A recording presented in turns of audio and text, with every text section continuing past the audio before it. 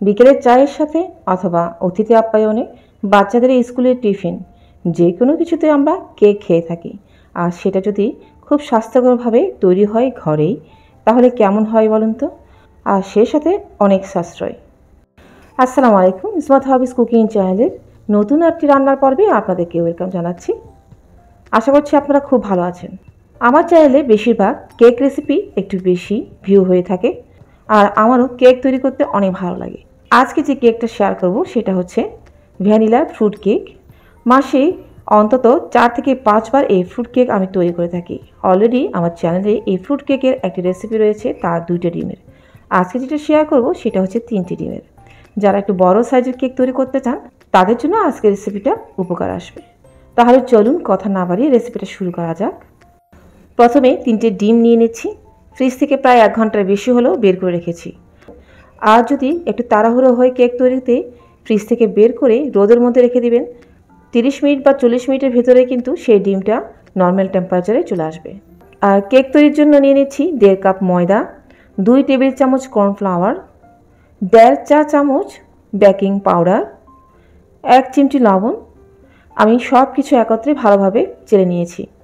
আলাদা আলাদা করে আজকে দেখিয়ে দিচ্ছি না, আশা করছি আপনারা বুঝে নিতে পারবেন।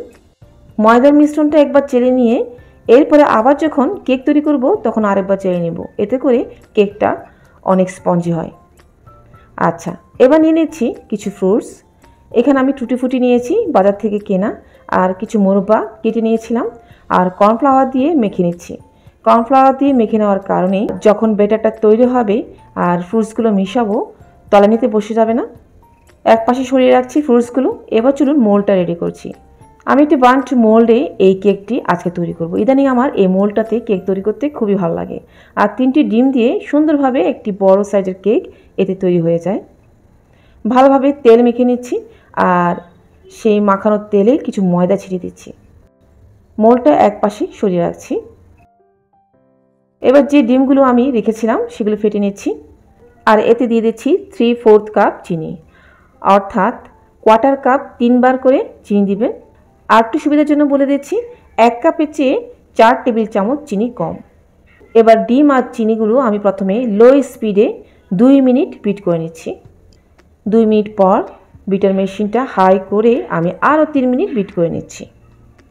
3 মিনিট পরে একটু চেক করে দেখবেন বেটারটা ফোম হয়েছে কিনা। ফোম অর্থাৎ প্রথমে একটুখানি তুলে নিচে যখন পড়বে ফোমটা, দেখবেন একটু ভারী ভারী লাগছে। যদি ভারী ভারী না লাগে আরও 1 মিনিট বিট করে নেবেন, এর চেয়ে বেশি বিট করা লাগবে না। তো 4 মিনিট পরে আমি দেখতে পাচ্ছি ক্রিমটা ফোমি হয়ে গিয়েছে।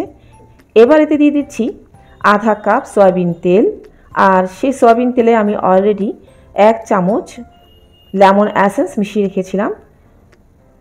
এরপর আরও 20 সেকেন্ড লো স্পিডে সব কিছু আরেকটু বিট করে নিচ্ছি, এতে করে বেটারের সাথে তেলগুলো ভালোভাবে মিশে যাবে।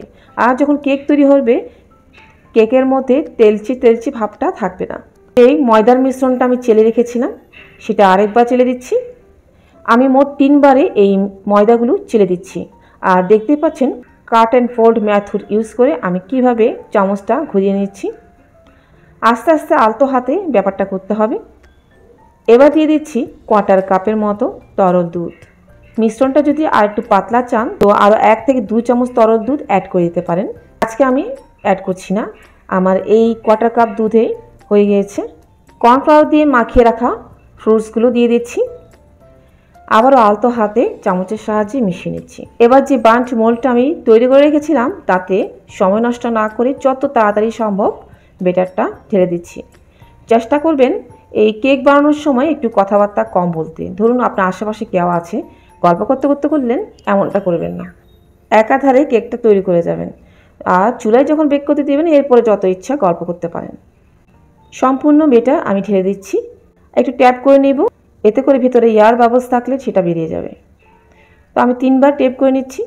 এবার সরাসরি চুলায় এই কেকটা বেক করব। আগে যেরকম একটি বড় হাঁড়ি ক্রিয়েট করতাম, এখন আমি কিন্তু সে ঝামেলা যাই না। আমি একটি পুরনো, মানে আমার কাজে লাগে না এমন একটি ননস্টিক তাওয়া রেখেছি, আর সেই তাওয়াতে আমি ইদানিং খুব কেক বেক করছি। তো তাওয়াটা আমি প্রথমে চুলায় বসিয়ে নিলাম, আর ছোট্ট একটি স্ট্যান্ড রেখে দিয়েছি। মোল্ডটা বসিয়ে দিলাম, দেখতে পাচ্ছেন। তো চাইলে এই অবস্থায় মোল্ডের উপরে একটি ঢাকনা দিয়ে দিতে পারেন। তো আমি হাতের কাছে ঢাকনাটা পাচ্ছিলাম না, তাই বড় সাইজের একটি হাঁড়ি আমি ঢাকনা দিয়ে রেখে দিলাম কেকের উপর। আর দেখিয়ে দিচ্ছি চুলার তাপটা কতটুকু হবে। দেখুন একেবারে লো থেকে একটু বেশি। আর অপেক্ষা করতে হবে 35 থেকে 40 মিনিটের জন্য। আরেকটা কথা, আরেকটা টিপস বলি, ঘন ঘন ঢাকনাটা তুলে দেখতে হবে না কেকটা কেমন হয়েছে। অন্তত 25 মিনিট অপেক্ষা করে এরপরে কেকটা দেখতে যাবেন। প্রায় 40 মিনিট পরে ফিরে এলাম। কেকটা কিন্তু তৈরি হয়ে গিয়েছে। তারপর আমি এটি কাঠি ঢুকিয়ে চেক করে নিচ্ছি। চুলাটা বন্ধ করে দিয়ে প্রায় 1 ঘন্টার মতো এই হাঁড়িটা দিয়ে আবারও ঢেকে রাখছি, যাতে কেকটা একটু ঠান্ডা হয়ে যায় আর সেই সাথে কেকটা একটু সফট থাকবে। এবার চলুন কেক মোল্ড আউট করতে হবে। যেহেতু এটা বান্ট মোল্ড আর একটু ডিজাইন করা, বুঝতেই পেরেছেন আমি কাগজ বিছিয়ে দিতে পারিনি, তাই আমি একটু তেল মাখিয়ে ময়দার মিশ্রণ দিয়েছি।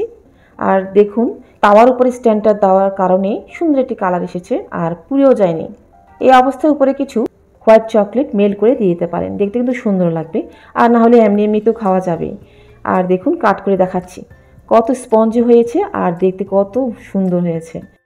আর কেকটা কাট করার পরে যে স্মেলটা পাচ্ছি তার বলার অপেক্ষা রাখে না।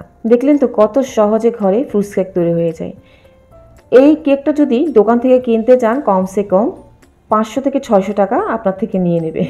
আর দেখুন প্রায় 150 টাকার ভিতরে কিন্তু সুন্দর একটি বড় সাইজের কেক ঘরে বানানো যায় একদম সহজে। আশা করছি আমার আজকের রেসিপি আপনাদের ভালো লেগেছে। আর বাসায় ট্রাই করে থাকলে আমাকে জানাতে ভুলবেন না কেমন হয়েছে কেকটি। আজকে যারা নতুন দেখছেন চ্যানেলটিকে সাবস্ক্রাইব করে পাশে থাকার অনুরোধ করছি, এতে করে দেখে নিন আরও অনেক রেসিপি অথবা নতুন নতুন অনেক টিপস। আর সেই সাথে যারা ফেসবুক থেকে দেখছেন পেজটিতে ফলো দিতে একদম ভুলবেন না। এই ছিল আমার আজকের রেসিপি। ইনশাল্লাহ নতুন কিছু নিয়ে খুব তাড়াতাড়ি আবারও ফিরে আসবো। ভালো থাকবেন সবাই। আল্লাহ হাফেজ।